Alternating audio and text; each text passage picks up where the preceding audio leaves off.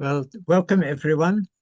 We have a very special guest today, someone who has done more for Syriac studies than anyone else in this generation. I think that's absolutely true to say.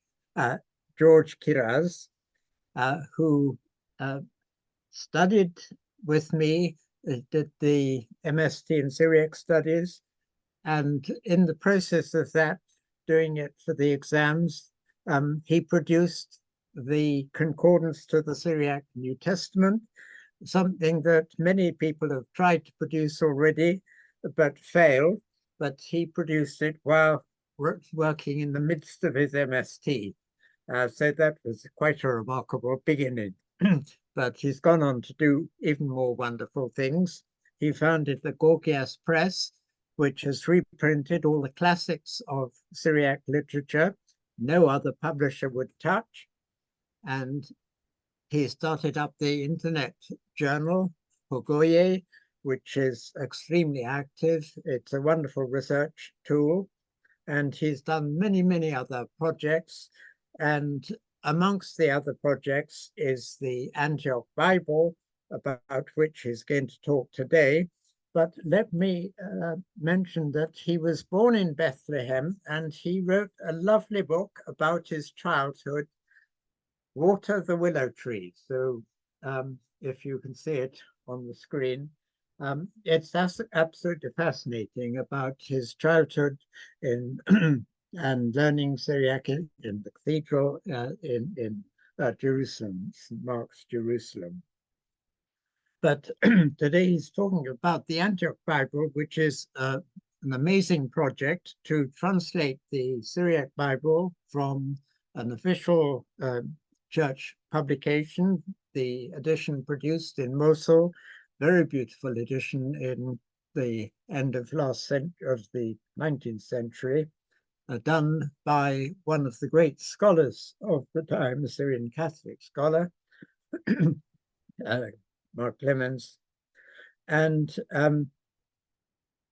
this has never been properly translated. There are translations of the Peshitta, but they are very unsatisfactory. So the Antioch Bible, about which we're going to hear, is a wonderful project. It's an international project. Many of the best scholars in the field are partaking in it. So over to you, George. Thank you so much, Sebastian. This is really generous of you. Thank you very much for inviting me to the Oxford Interfaith Forum. I will be sharing with you a bit of a history of the Peshitta Bible. I want to stress this plurality of Bible translations. Typically, when we go to a bookshop, we can pick a number of English translations of the Bible. And that is also the case of the Syriac Bible throughout late antiquity. There is more than one Bible translation or one Syriac Bible translation of both the Old Testament and of the New Testament. So that is one aspect of that plurality. The second aspect of that plurality is for those who can read Syriac, they'll see two dots here on the top of what's called Ktobei Putsho, the holy books. And that is just to stress that the Bible, as we know it in one bound volume, is multiple books. The first gospel form that was known in the Syriac tradition is a gospel that is called Evangelion Damhalte in Syriac, or Gospel of the Mixed. And we know it by its Latin name, Dia Tasaron. It's basically a harmony of the Gospels, mixing up Matthew, Mark, Luke, and John together in one narrative. And we will take a look at an example. This is, for example, the gospel that was known during the time of Saint Ephrem.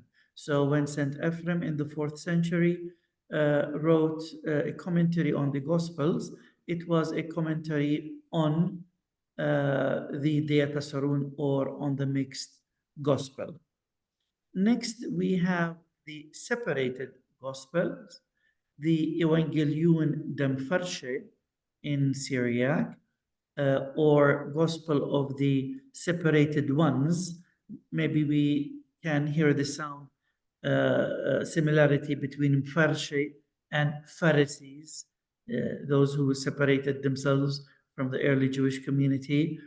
So it's the same Semitic root. Western scholars call this the Old Syriac Gospels, basically because it was discovered more recently than the next one on our list, which is the Peshitta, and that is the standard text of the Bible, both Old Testament and New Testament.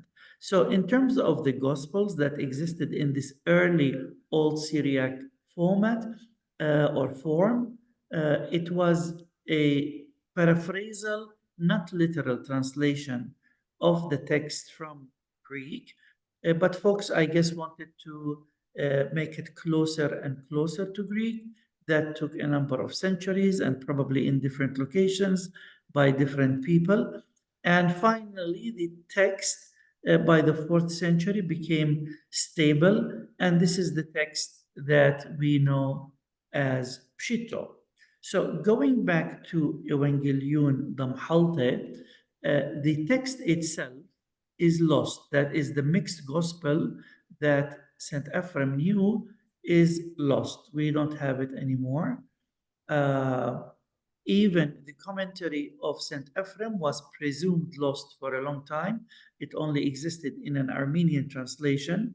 But as things happen in the black markets of the world, it appeared in the middle of last century somewhere in France. Not all of it, but at least a portion of a manuscript in Syriac, which was the commentary of St. Ephrem on this mixed gospel. And then a few decades later, another portion was found. We probably have around 80% of Ephrem's commentary on the Dieta Sarun. So from that, we can take a look, and it's a bit of a puzzle, but we can take a look at what sort of a text he had, but we don't have the complete text. As for the Old Syriac Gospels, we have two major or main manuscripts, or until recently, we had only two manuscripts, and I just put a small image of one of them. This one is a palimpsest. You see here the underwriting. We will see in a later slide a bigger image of it. More recently, a few fragments of other manuscripts of the Old Syriac were also found, but the readings that they provide us are so far known readings from these two manuscripts. And these two manuscripts show the gradual development and the changes of the text to make it closer and closer to the Greek. And as I said, by the 4th century, we have this more or less standardized Peshitta text.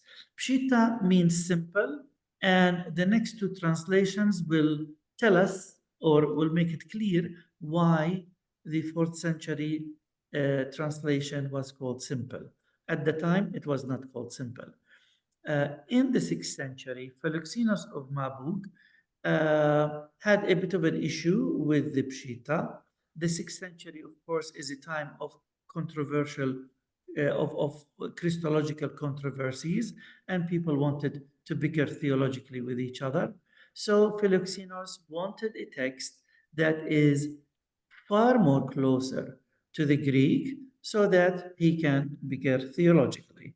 So as a result, he commissioned his episcopos named Polycarpos to revise the Peshitta and to make it closer, even further closer to the Greek, more or less a literal translation.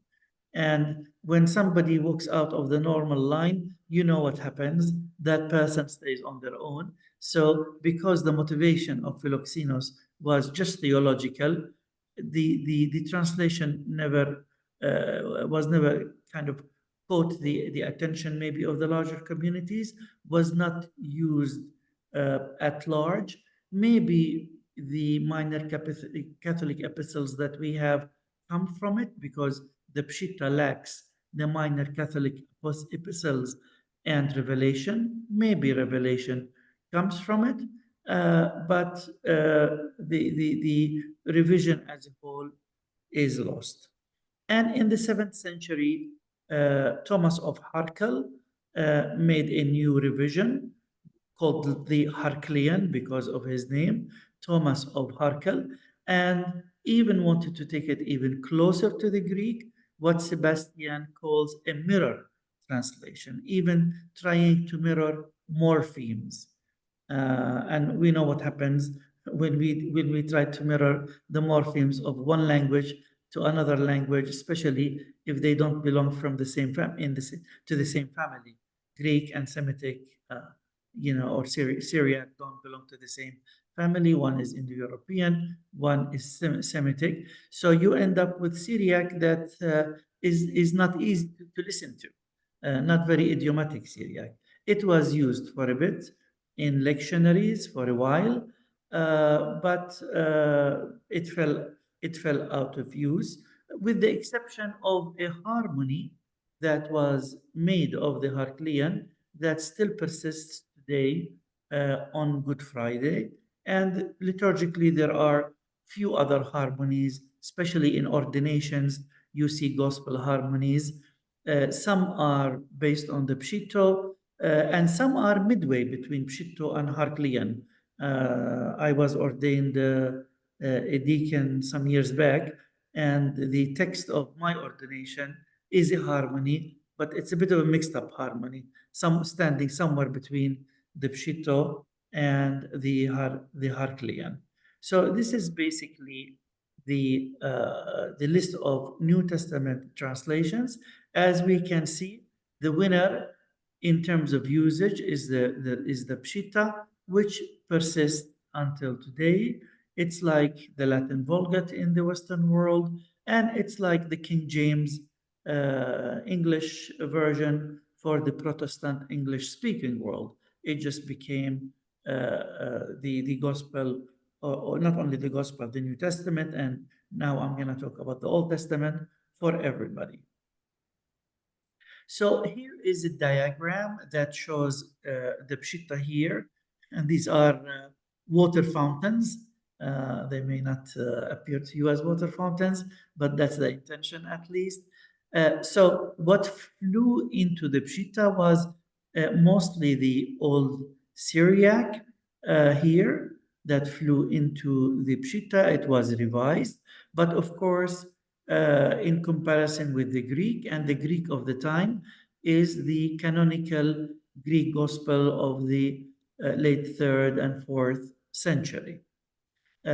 We still have some remnants of the Diatas rune that fell into the Old Syriac, and the Diatas rune itself is based on what we call the pre-canonical Greek Gospels and sometimes extra-biblical material. So some of that sometimes flows into the Peshitta. So the Peshitta is a mixed bag of all of these sources. Now, as for the Old Testament, we have our ancient Hebrew text from the 3rd century BCE. The Peshitta was translated from what became the standardized Hebrew text and the consonantal text, of course. Hebrew is written only with consonants. Semitic languages are written only with consonants. So, of the text known from the 1st century. It's clear that whoever did it knew the Targums very well. The Targums are the Aramaic paraphrasing translations of the Hebrew Bible, by Jewish communities. There is also the question of who did the Peshitta. Was it Syriac-speaking Jewish communities that did it for themselves, and then it was adopted by the Christian church later on, or is it a mixed bag of different renditions of different books by Jewish communities or Christian communities? So these are questions that lurk around. As I mentioned, Hebrew and Syriac are written with consonantal uh, uh, representation only, no vowel marks. But Syriac from the 4th century had a system to denote homographs, to differentiate different vocalizations. And we have such dots from the 4th century going forward in manuscripts that we can actually touch. The Hebrew text does not get vocalized until much later in the 8th and the 9th century, and more so really in the 10th century. So Syriac is an early witness to the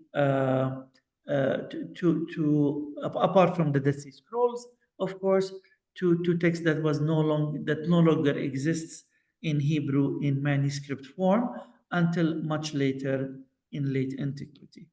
So let's go back to our list of New Testament, and we talked about the Diatasarun. So what does a Diatasarun looks like? So here you have the story of the death of Jesus. This is a bit of a reconstruction for fun, not to reconstruct the Diatasarun. The Diatasarun itself, the Syriac Diatasarun, we don't know when it fell out of use, but at least in the 11th century, somebody had a copy because Ibn al-Tayyib made a translation into Arabic of the Diatasarun.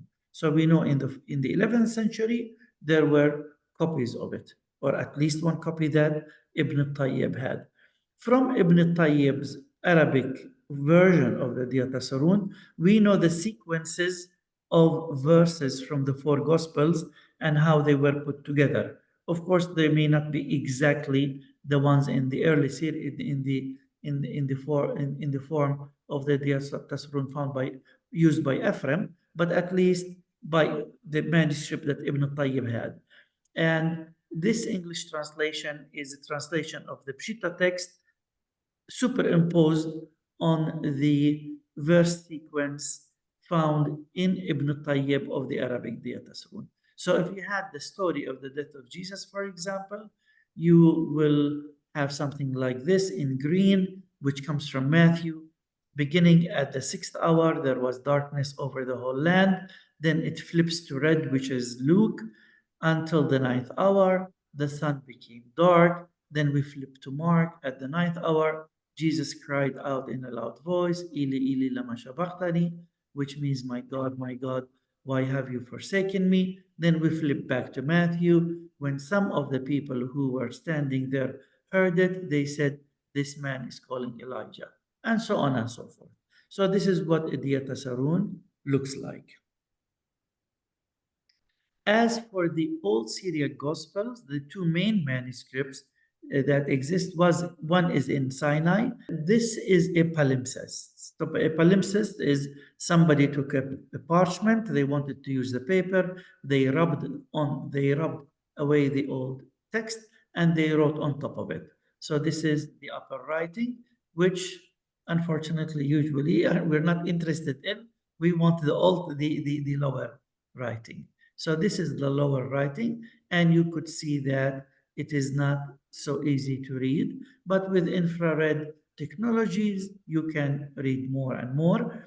And David Taylor, and I think David is here with us, is doing a magnificent job rereading this text and giving us variants that we did not know about before, because the reading before was done with the naked eye in the early 20th century, and unfortunately, some chemicals were used to make the lower reading clearer, but they ended up damaging the text, making life more difficult for David. But at least we are lucky now to have new readings from David. In the 90s, I made this edition of the Old Syriac, which exists in two manuscripts, the Sinai and the British Library. C is Curiton, the person who found that edition. Then P is the Peshitta. We said the Felixonian is lost, and H is the Heraclean. So this is an interlinear edition. Of course, with David's readings, a lot of this is going to change. But at one glance, you can see how the text is developing. In addition of all of this, there is also a liturgical tradition that we should not forget about. The Bible text uh, grows as a Bible text, and usually scribes are careful copying biblical texts, and especially the Syriac tradition doesn't have as many variants as you have in the Greek tradition. So it's, you could say it's not fossilized, but it's quite conservative when it comes to the biblical text. But then people can let their imagination go when it comes to poetry and to liturgy. So this, for example, is one hymn which Sebastian also published on about the sinful woman. And we have here about, let me see if I can put my mouse in the right spot. Here, the perfume merchant. So splendid was the voice of the sinful woman when she said to the perfume merchant. And obviously, we don't have a perfume merchant in our biblical texts. But the Bible lives, has its own life in the liturgy. Jacob of Suruk has a very long, extremely long, as usual, poem on uh, Epiphany, on baptism. And he talks about a bride that is standing next to the river. And that bride is, in the later Syriac tradition, becomes a representation for the church, the bride of Christ. And you have here an image of a modern bride, I guess, which I just found online. But also you have the liturgical services of Epiphany. The patriarch is holding in his hand a container of water, and the cross is in the water. And you have a deacon who is the shaushbino, or the you would say godfather or godparent, I guess, would be the closest thing, but also is covered as if a bride is covered. So you see at least that aspect of Jacob's bride in liturgical services. I mentioned that the Peshitta became standard, like the King James is standard amongst all, especially Protestant communities in the West, in the English-speaking world, and maybe beyond Protestant communities. It just takes a life, of its own. But something similar happened to Syria. This map here is a representation of Eastern Christianity. You have early Christianity in the beginning. And in the Council of Ephesus, we have two groups, one who accepted Ephesus and the second group who rejected Ephesus.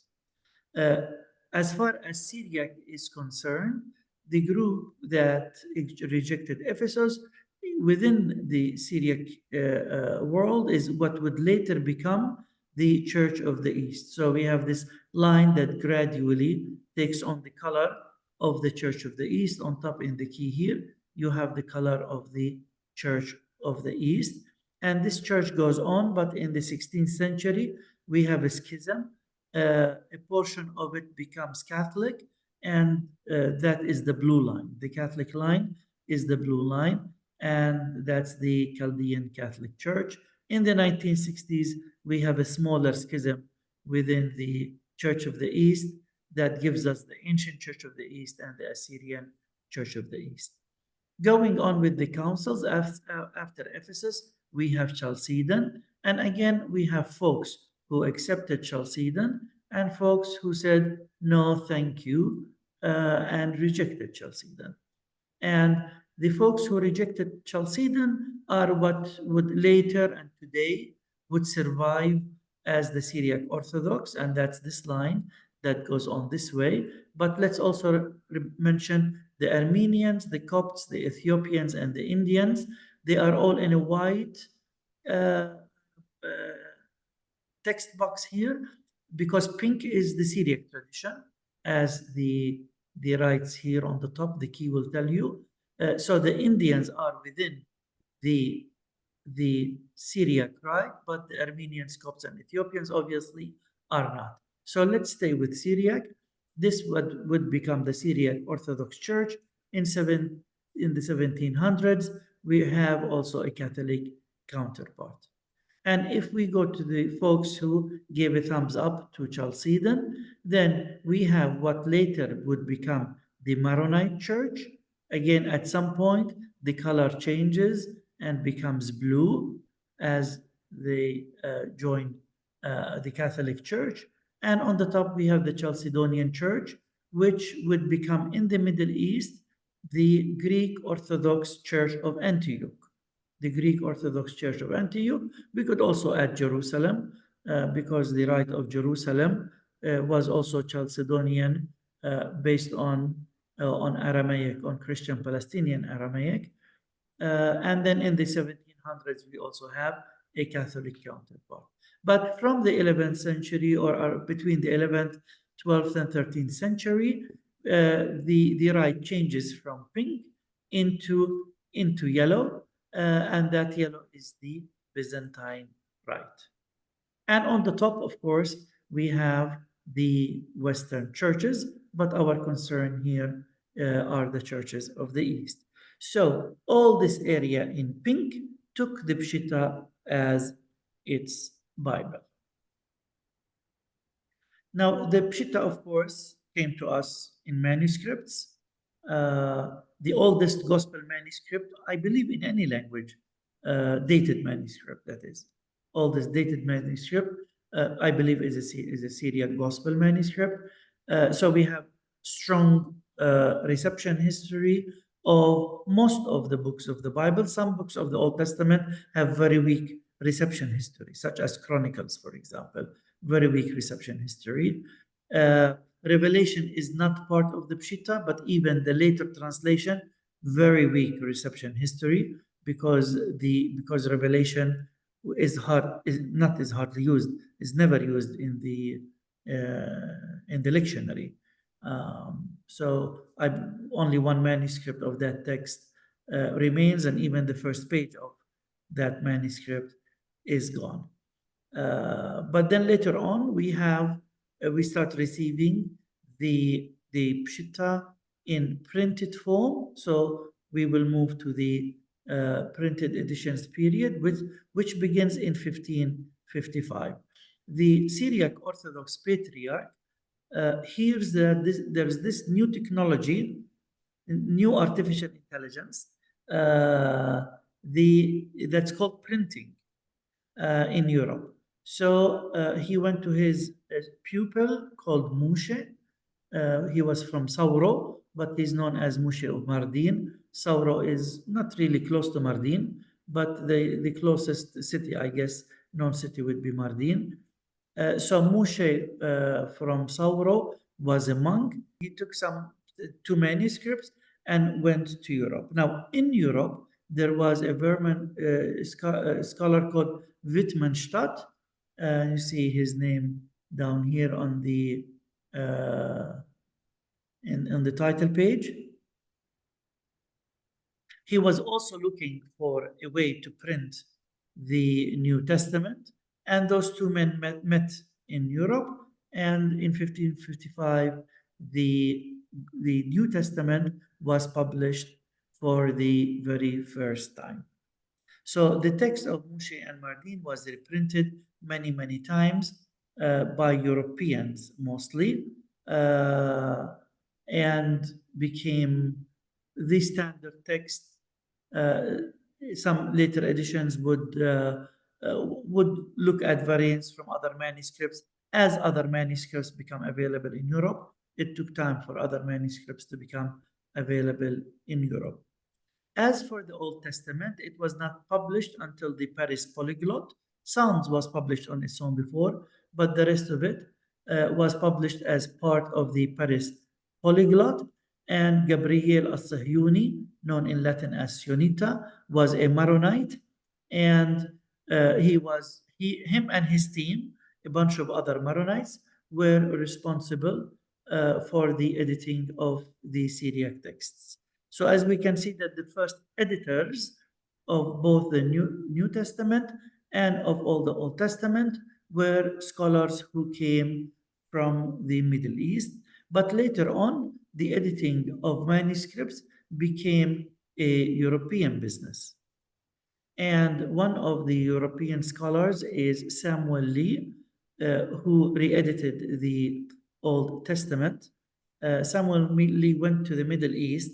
He went to Aleppo, and he worked on the Arabic Bible and on the Syriac Bible, but maybe his most influential contribution is something that every single one of you performs every single day. He is credited with bringing the habit of drinking coffee in the morning and during work to Europe. So all of you who drink coffee, you may have to thank Samuel Lee for that. So Samuel Lee edited the text of the Old Testament and of the New Testament as well, and it was published by the Bible Society. Later on, the business of publishing biblical texts becomes the business of the Bible societies. So here you have all these editions. They're all of the Bible Society. This one is Lee's edition. This one here is the text that was edited by Pusey and William and Pinkerton, British scholars, based on 42 manuscripts. So this is the only critical text that was published until the, I would say, the beginning of the 20th century. This text became also normative and standard, and everybody now are basing their text on it. It was reprinted many times. This is one of the reprints. It was printed so many times that the letters sometimes are not legible. So printed photographically only.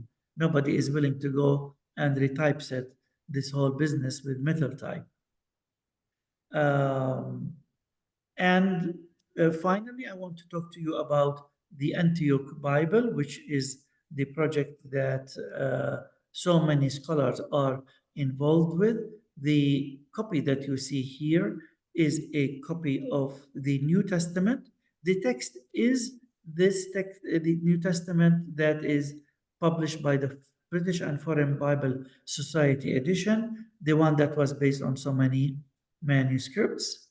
The orthography is slightly changed to meet what Syriac communities expect in terms of marking silent letters, so things that are very minor. But the biggest feature of this edition is that it comes with an English translation, and the English translation is from the Peshitta. So you have an idiomatic English translation. We are preserving the Syriac chapter numbers with Roman numerals. The Western European verse and chapter numbers that we know about, we are accustomed to, are in their usual place in the header and between verses. Also, we have here pericope headings that are not based on Protestant Bibles, but are based on list of pericopes or sections that come from Syriac manuscripts. of course, modified whenever needed for a modern reader. Sometimes our English translation is not the exact translation of the pericope heading we find in Syriac manuscripts in cases when we feel that the English reader needs something different than the Syriac reader. So this edition is a marriage of scholarship, but also the continuity of the tradition itself, the biblical tradition itself within the communities, something that the communities can also use. The translators, of course, cannot always cannot always translate a Syriac idiom into English. Sometimes you have to depart, otherwise it makes no sense in English. In such cases, what the Syriac says literally is here in the footnotes, which will go also and continue under the Syriac text. So this is a facing translation. On the right, you have the Syriac, and on the left, you have the English. Now, obviously, the text is not going to read like the King James for a number of reasons. So this is a question that we have to answer to communities that are using the Antioch Bible, because until there was an Antioch Bible, they only had access to the King James or the NIV or one of the American or European English translations. One of the reasons why it sounds quite different is because it's translating a different text. So the Antioch Bible is translating this 4th, 5th century Syriac text, while, as we know, the King James is a translation of the Greek, in particular the Greek Byzantine text that belongs to the canonical Greek Gospel period. And of course, this is translated in 2020. This is translated in 1641. We have issues of English language style. So you have here a verse, for example, in King James in its 1614 format or dressing, where the orthography is so difficult for us. Then we have the revision of 1761, where the orthography becomes more standard, or at least to us, something that we can recognize, but we still have verbs like believeth instead of believes. And then we have the 1982 latest edition, which, where believeth goes away, and we have believes, but then pronouns are introduced in capitals when they belong to the divine. If we look at the Syriac, sometimes we see words that are not in the Greek. So here in the same verse, we have hochano in the same manner. This phrase is not in the King James. The verb is past tense in King James. It is future tense in the Syriac, because the Syriac is future tense. So one will see such differences between the Peshitta translation in the Antioch Bible and between the King James. Of course, when you translate, you have to decide on a methodology. So do you want to translate a word for word, thought for thought, or you want to go all the way to paraphrase? So the old Syriac Gospels, with respect to Greek, were somewhere here, where the Peshitta probably is somewhere here. The Peshitta translated from Greek. Now, how about our English that's translated from the Syriac? You cannot do word for word, because Syriac and English don't belong to the same language family. Maybe if you did Syriac to Arabic, that's possible, but it's not possible to English. We don't want to go to thought for thought, then you depart too much away from the Syriac. So we decided to be somewhere here in the middle and to translate things at the phrase level. Of course, when you have a large committee, not everybody listens and not everybody is doing the same thing.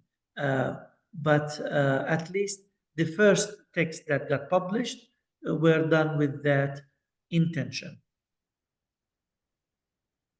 In terms of our editorial process, we have general editors, but then we have a lot of committees.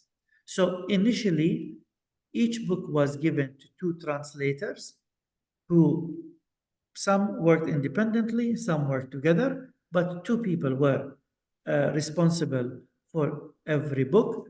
And then there was an independent reader who later would read it and provide comments to the two translators. And the result from here was published. Of course, there was proofing stage, which we will see here at the later. Texts were proofread. So that was, of course, also done. Currently, we are taking this translation that was published and we are working on a revision. So again, every book is given to two revisers now. They work together and they suggest changes to the original translation. Now, these suggestions will go to another committee that's called the Translation Oversight Committee. And the job of the Oversight Committee, again, every book is given to two people. They look at what the revisers did, and then they will decide, yes, we accept, no, we don't accept this revision, or we're going to have our own revision that is going to go into the final translation. In terms of the Syriac text, we have the transcribers who transcribed the text, and then we had a bunch of readers. So far, we have two readers. We're going to add two more readers to read the Syriac text. And towards the end, there will be a process of proofreading again. There is one more committee that I forgot to put here, and this would be the English Literary Committee. It will be a bunch of people who will be reading the text from an English perspective only. How does the English sound, especially for church use? How does it sound? When you translate philologically, it's one story. When you read it aloud, and we encourage our translators to read aloud, so you want to read it aloud to see how it will be read in churches, for example. And sometimes the end result is going to be a compromise between what translators would think, well, this is the best translation, and then you have the human factor of what are people willing to hear and what are they not willing to hear. Sex language is a challenge, for example. You know, do you have a word like sexual intercourse in a reading, or do you go for a euphemism, for example? These are all things that take place in consultation with the communities that will be using the text in a liturgical setting. It wouldn't probably matter that much just for a reading, whether sexual intercourse is used or not used. But for church use, it becomes an issue. So why the revision? The revision is to standardize the style. Some people translated some terms differently across different books, which is natural. This is what happens in big projects that are done in a long period of time. For example, the literally sons of Israel. Do we keep it sons of Israel? Some translators use sons of Israel, others children of Israel, others Israelites. So the aim is to have some sort of a standard, and also to take the translation closer to the Syriac. If you remember this image, we wanted to do phrase by phrase, but that was not what actually took place with every single book. Some people were more literal here, Others were more free. So we're trying to keep everything in this region here. Obviously, in the translation, there are always errors, so we will fix those. And I'm sure we will introduce more errors when we release a new translation. We tell people that the translation of ancient text is always a work in progress. It's a never-ending business. What you see here is actually from my bookshelves from home, but uh, this is the Antioch Bible as published volume by volume. The blue on the top here indicates an Old Testament, and the green indicates New Testament volume. So apart from a couple of books which are now with the printer in China, and because of the tariffs, we've been delaying them. But then we just talked to people yesterday, and we heard that there are no tariffs on religious and printed books. So we will be three more volumes will be coming out in a couple of months when they're printed, and what's left will be very few books that hopefully we will try to get them out this year. So the revision is to take this text and to revise it into its next stage in life. And these two books here are the New Testament, bilingual Antioch Bible editions that I showed you in the beginning. The book this is the first time the book was used liturgically. You see the patriarch there using it in the liturgy for the very first time. The patriarch of the Syriac Orthodox Church also gave it as a gift to the former pope when he visited him. There's a little bit of an anecdote, at the in the Vatican, the people who, as the Pope told us himself when I was in a previous visit there with them, these guys are the guys who run the show, the Curia. So the Pope said, I do whatever they tell me. So these two bishops told me that, the Curia people took the gospel from his hands because he kept browsing. They needed to go to the next thing in their program, and they put it on the table. Then Pope Francis grabbed it one more time and he said, no, I want to read. And he was reading more. And at the installation of the new Pope, the Patriarch sent the same gift with a number of bishops to give it to the current Pope Leo. And this is the presentation. And I thank you again for listening to me. And I will be more than happy to answer any questions if you have any. Thank you, George, very much. The wonderfully clear presentation of quite a complicated history of the Syriac Bible and of the Antioch Bible too. Do you have a date for the Old Testament as a single volume? Well, I can share my screen and show you the date in the folder structure where all the files, and that date is 2025. That's not going to happen. I believe it will be 2030. Yes. It's far more complicated than what we initially thought. Going back and forth with the committees, still issues come up. The committee meets monthly to discuss issues. Two committees, the English Translation Committee. I see members of the committee here. Charles Hebel, Sebastian is also a member of the committee. But even until now, with so many books already revised and completed by both committees, questions come up.